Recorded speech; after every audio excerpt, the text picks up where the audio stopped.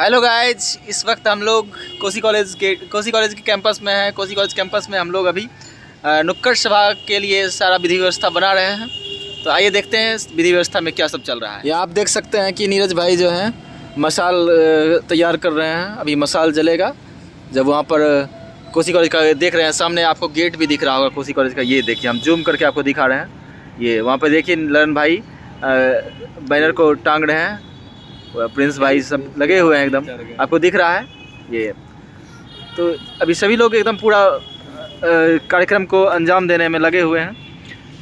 तो मसाल तैयार होगा, उसके बाद भाई लोग जो हैं वहाँ पर स्पीच देंगे खगड़िया के नौजवानों को जो सड़क पर अभी सब्जी उब्जी लेने के लिए आए होंगे। सभी युवाओं को रोक करके उनको कल के कार्यक्रम के बारे में जानकारी दी जाएगी। कल के कार्यक्रम मतलब संडे के कार्यक्रम के बारे में। संडे को जो सुबह 8 बजे से 10 बजे तक का कार्यक्रम होता है अपना युवा प्रकोष्ठ का, तो उस युवा प्रकोष्ठ के कार्यक्रम में अधिक से अधिक युवाओं का जमावड़ा हो, उसके लिए हम लोग जन जागरूकता अभियान चलाते हैं हर शनिवार को। आप देख सकते हैं हमारे प्रिंस भाई आ गए हैं वहाँ काम तमाम कर। कितना मसाल तैयार किए हैं आप? अभी 4 मसाल जलेगा। 4 मसाल जलेगा। ये मसाल प्रतीक है लोगों के जीवन में अंधकार से प्रकाश की ओर जाने का, नहीं?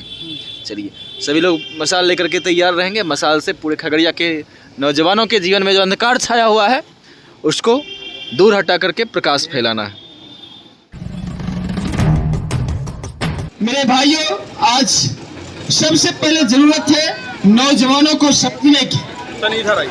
आज के युग में अगर किसी से पूछे नौजवान किसको कहते हैं तो कहा जाएगा नौजवानों की जो रटी रटाई परिभाषा है कि नौजवान उसको कहते हैं जिसका रक्त गर्म हो और मस्तिष्क ठंडा हो, उसे नौजवान कहते हैं। लेकिन मेरे भाइयों, आज के नौजवानों के अंदर मन को टटोल करके देखिए,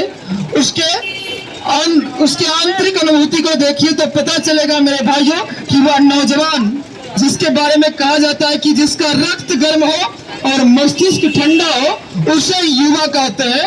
लेकिन मेरे भाइयों, आज मामला उल्टा है। होना तो रक्त को गर्म चाहिए था, मस्तिष्क को ठंडा। लेकिन आज के नौजवानों को अगर आप देखेंगे तो मेरे भाइयों उसका रक्त ठंडा पड़ चुका है और मस्तिष्क गर्म हो चुका है। मेरे भाइयों, इस गर्म मस्तिष्क वाले युवाओं के बल पर भारत को कभी विश्व का जगत गुरु नहीं बनाया जा सकता है। जरूरत है उस नौजवानों के मस्तिष्क को ठंडा करने की और रक्त में गर्मी पैदा करने की, जिस गर्म रक्त के बल पर वह अपने जीवन का भी कायाकल्प करके अपने परिवार का, समाज का और इस राष्ट्र का भी कायाकल्प कर सके।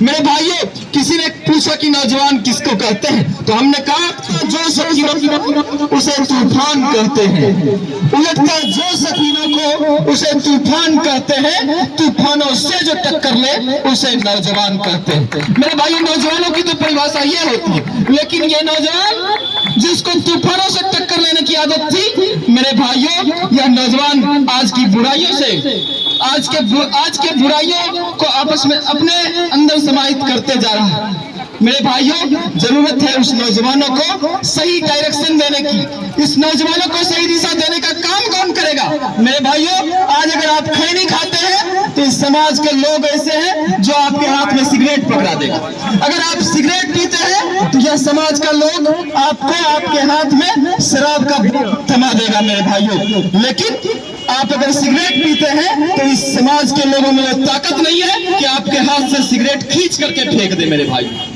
जरूरत है युवाओं के अंदर एक सद्विचार का स्थापना करने की, जिसके वजह से वह खुद अपने हाथ से उस सिगरेट को, उस नशे की लत को छोड़ दे। मेरे भाइयों, मैं आपको यह बताने के लिए आया हूँ कि प्रज्ञा युवा प्रकोष्ठ खगड़िया एक ऐसी संस्था है आपके जिले की जो पिछले 13 साल से प्रत्येक रविवार को 2 घंटे का एक स्पेशल सेमिनार सुबह 8 बजे से 10 बजे तक, समय याद रखेंगे मेरे भाइयों, सुबह 8 बजे से लेकर के 10 बजे तक का कार्यक्रम आयोजित करती है। यह 2 घंटा आज हमारे खगड़िया में रहने वाले हजारों युवाओं के जीवन के एक टर्निंग पॉइंट बन चुका है। मेरे भाइयों, उस वहां पर आने वाले नौजवान साथी कहते हैं कि मुश्किलों से मोहब्बत है हमें, ऐ वक्त तू क्या टकराएगा। मुश्किलों से मोहब्बत है हमें, ऐ वक्त तू क्या टकराएगा। उठेंगे हाथ जब मेरे, हर ख्वाब हकीकत बन जाएगा। मेरे भाइयों, आज आप देखेंगे इस उम्र का युवा मैक्सिमम नौजवान को आप देखिए, आप जाकर के देखेंगे तो वह समस्याओं से हारता हुआ, समस्याओं के सामने हतोत्साहित होता हुआ दिखाई पड़ेगा। लेकिन इसी युवा प्रकोष्ठ से जुड़े भाइयों को देखिए जिन्होंने अपने अंदर आध्यात्मिकता का समावेश किया, प्रत्येक दिन ध्यान साधना को अपने जीवन में उतारा। मेरे भाइयों, उस नौजवानों को जब आप देखेंगे तो आपको आश्चर्य की अनुभूति होगी कि जिस उम्र का लड़का इसी सड़क पर लाड़िया कट बाइक चलाते हुए दिखता है, जिस उम्र का लड़का इसी सड़क पर गुटखा चबाते हुए मिलता है, मेरे भाइयों इस युवा प्रकोष्ठ में आकर आपको देखने को मिलेगा कि उसी उम्र का लड़का आज समाज को बदलने की, समाज के युवाओं के जीवन में छाए अंधकार को दूर करने की बात करता है। कितनी बड़ी बात है मेरे भाइयों। तो मेरे भाइयों, यह संभव हो पाया है गायत्री परिवार की विचारधारा के बदौलत। गायत्री परिवार की विचारधारा को इस युवाओं ने अपनाया। इन्होंने अपने जीवन को तो बेहतर बनाया ही साथ अपने जैसे सैकड़ों युवाओं की जिंदगी को भी बदलने का काम किया है। मेरे भाइयों, यह जो आपको मशाल जल रहा है, यह मशाल संकेत है युवाओं के जीवन में छाए हुए अंधकार को प्रकाश में बदलने का। मेरे भाइयों, यह मशाल आज खगड़िया के लॉज हॉस्टल में रहने वाले जितने भी नौजवान साथी हैं, उन सभी युवाओं को बदलने के लिए एक बार आपको आमंत्रित करती है कि आप प्रत्येक रविवार को होने वाले सुबह 8 बजे से 10 बजे तक के कार्यक्रम में आप जरूर आए। मेरे भाइयों, सुबह 8 बजे से 10 बजे तक इस कार्यक्रम के बारे में विशेष जानकारी अभी हमारे आने वाले वक्ता के रूप में परम श्रद्धेय अमित भैया आपको विशेष रूप से बताएंगे। मेरे भाइयों, आज से 13 साल पहले 2009 का जून महीना चल रहा था। इसी खगड़िया की सड़क पर एक नौजवान आता है जो देखता है खगड़िया पर भटकती हुई युवा पीढ़ी को, उनको देख करके दया आ जाती है कि अगर इस नौजवान को सही डायरेक्शन मिल गया होता तो निश्चित रूप से यह अपनी जिंदगी में कुछ अच्छा कर रहा होता। मेरे भाइयों, आज 15 अक्टूबर है। 15 अक्टूबर को डॉक्टर APJ अब्दुल कलाम जी का जन्म हुआ था। मेरे भाइयों, APJ अब्दुल कलाम भी मुस्लिम धर्म में पैदा लिए थे, ओसामा बिन लादेन भी मुस्लिम धर्म में पैदा लिए थे, लेकिन एक के एनर्जी को सही डायरेक्शन दे दिया गया था, वह भारत का राष्ट्रपति missile man doctor APJ Abdul Kalam बन गया। लेकिन वही दूसरा व्यक्ति जो ओसामा बिन लादेन था, उसके एनर्जी को गलत डायरेक्शन मिल गया तो वही लड़का, वही इंजीनियर कुख्यात आतंकवादी बन गया।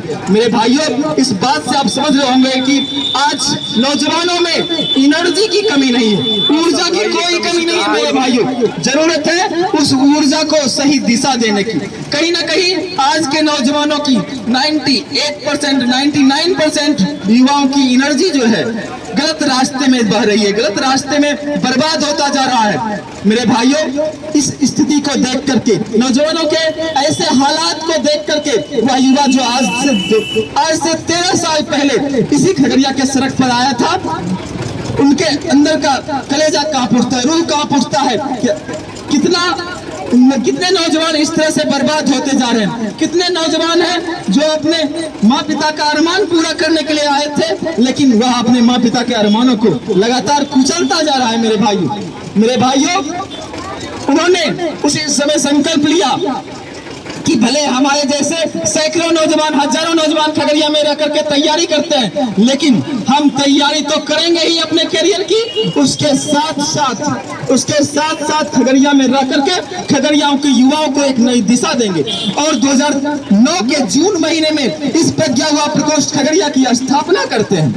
2009 के जून महीने में। और मेरे भाइयों, 2009 के जून महीने से लेकर के आज 2022 का अक्टूबर महीने तक में 10,000 से भी अधिक युवाओं के अंतर्मन को टटोला गया। 10,000 के युवाओं तक हम लोगों ने अपनी पहुंच बनाई और उन युवाओं के जीवन में नया सवेरा आया। आज आप देखेंगे जिस युवाओं के जीवन में अंधकार छा गया था, मेरे भाइयों, डर के मारे, भय के मारे वह कोई बड़ा लक्ष्य तय नहीं कर पा रहा था। मेरे भाइयों, इस युवा प्रकोष्ठ में जुड़ने के कारण, यहाँ के सद्विचारों से जुड़ने के कारण वह व्यक्ति, वह नौजवान अपने जीवन में छाए अंधकार को दूर करता है और अपने जीवन को बेहतर बनाता है। साथ ही साथ हम तो गिनती नहीं कर सकते मेरे भाइयों, ना जाने इस युवा प्रकोष्ठ ने कितनी माँ के आंचलों को खुशियों के आंसुओं से भिगोया है, ना जाने इस युवा प्रकोष्ठ ने कितनी बहनों की आंखों में आशाओं की किरण जगा दी है। मेरे भाइयों, अगर आपके अंदर भी सफल सफल पाने की तीव्र इच्छाएं हिलोरे मार रही है, तो यह युवा प्रकोष्ठ आपको ललकारती है, यह युवा प्रकोष्ठ आपको आवाज देती है कि आप प्रज्ञा युवा प्रकोष्ठ खगड़िया का प्रत्येक रविवार का सुबह 8 बजे से 10 बजे तक का जो कार्यक्रम होता है उसमें जरूर अटेंड करें। करने लगे जब आप अपने आत्मा को परमात्मा तक पहुंचाने के लिए योग करने लगे, और वह ये काम करने के लिए जो अंदर से अनंत और अदम्य ऊर्जा का प्रवाह आता है, उसी को जवानी कहते हैं। मूल्यांकन करिए, अभी का जवान कहाँ है और जवानी की परिभाषा हमारा शास्त्र क्या दे रहा है। युवा शयात उपनिषद में है, युवा शयात, युवा बनो, लेकिन कैसा युवा? युवा का लक्षण क्या होना चाहिए? साधु युवा, अशिष्ठो, दृढ़िष्ठो, बलिष्ठो। युवा सज्जन दिखते हो, शालीन दिखते हो, शिष्ट दिखते हो, अध्ययनशील हो, दृढ़ निश्चयी हो। ये पुराण में युवाओं की परिभाषा है, और आप जान लीजिए कि उसमें आप कहाँ उतरते हैं। पत्थर के टुकड़े पड़े हुए थे, उसी गांव में एक मूर्तिकार आया और उसने अपना छेनी हथौड़ा चलाना शुरू कर दिया। उस गांव के पत्थर पर उस गांव के बच्चे मलमूत्र किया करते थे।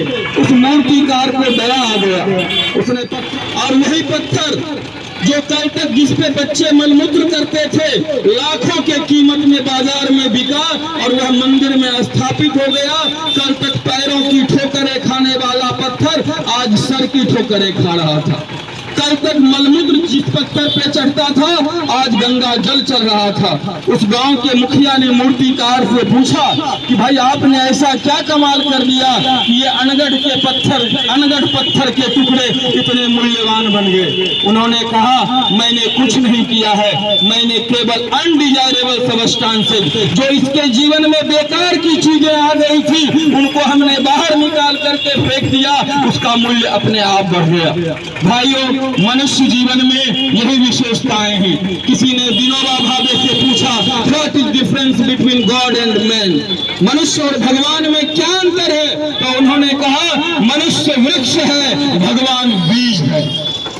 मनुष्य वृक्ष है, मनुष्य बीज है, भगवान वृक्ष है, तो बीज ही वृक्ष बन सकता है। यानी मनुष्य में ये संभावनाएं हैं कि आप नर्स जाएंगे, रोजगार देने वाले बन जाएंगे, आप जॉब अचीवर नहीं, आप जॉब क्रिएटर्स बन जाएंगे।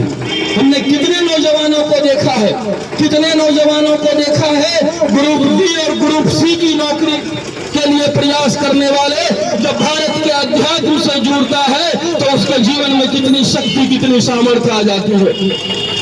आज तो साहब नौजवान नकारात्मकता से भरा हुआ है, घर से लेकर के स्कूल कॉलेज से लेकर के जहां जॉब करता है, सब जगह नेगेटिव नेगेटिव नेगेटिव नेगेटिव है। बड़ा दुर्दशा में वो जी रहा है। तो पॉजिटिव है कहां साहब? सकारात्मकता है कहां? आप अपने अंदर झांकिए, सकारात्मक ऊर्जा आपके भीतर है, जिसको भारत का कपड़ा तो ठीक से पहनो भाई, तब तुम सर्वधर्म सम्मेलन में भाग लेना।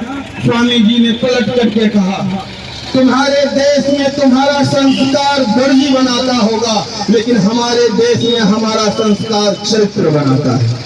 हम उस देश से आए हैं जिस देश में संस्कार चरित्र बनाता है, दर्जी नहीं। पश्चिम के देशों में आज संस्कार दर्जी बना रहा है।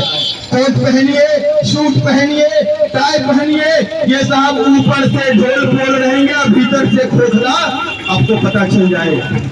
और एक गुलाम देश का नौजवान खड़ा हो जाता है अपने चेतना पर विश्वास कर करके। सारे डुप्लीकेट लोग बैठे हुए हैं। उन्होंने कहा brothers and sisters of America, जैसे ये शब्द बोले तालियों की गड़गड़ाहट से हॉल घूम गया। पत्रकारों ने पूछा, आखिर भाइयों और बहनों को सब बोलते हैं, लेकिन आपने बोला तो इतनी तालियां क्यों बजी? कहा बाकी लोग फर्जीवाड़ा किए हैं। भाइयों और बहनों तो कहते हैं, लेकिन भाव भाई और बहन वाला नहीं है। हमने दिल से कहा, यहाँ से कहा, विरासत को संभालना होगा। आजकल देखते हैं कि हमारे युवा भाई छेड़खानी वगैरह भी करते हैं साहब।